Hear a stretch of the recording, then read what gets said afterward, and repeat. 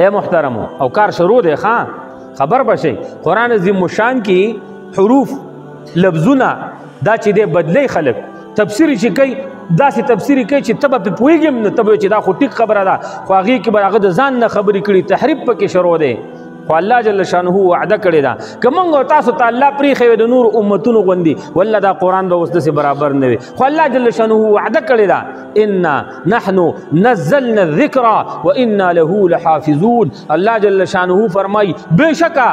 ما قرآن نازل کړی موږ قرآن نازل کړی او الله جل شانه فرمای موږ به د دې قرآن حفاظت کوو د دغې دین حفاظت به کوو د دغې دین ذمواري الله جل شانه اخیستې ده خو ظاهري سبب یې څوک دی جواب راکوي علما دي څوک دي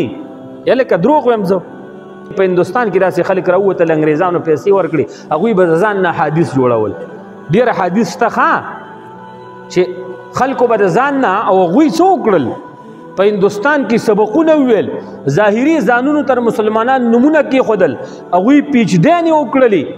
په حدیثو کې او بیا د ځان نه داسې حدیث به یې ویو چې خو به حدیث نه خو رسول الله صلی الله علیه وسلم ته به د هغې نسبت کاو علما پرې راولګېدل دا خو حدیث نه دی دا خو د رسول الله صلی الله حدیث نه دی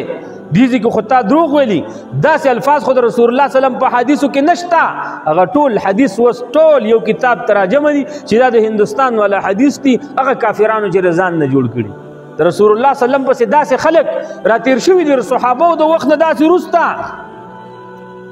چې د هغې دفاع محدثینو محترمو قسم په الله کړې ده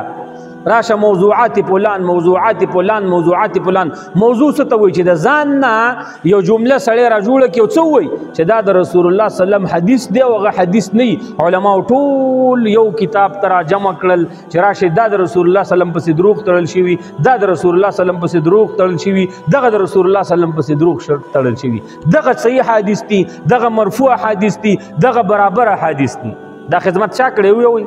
دا علماو کړی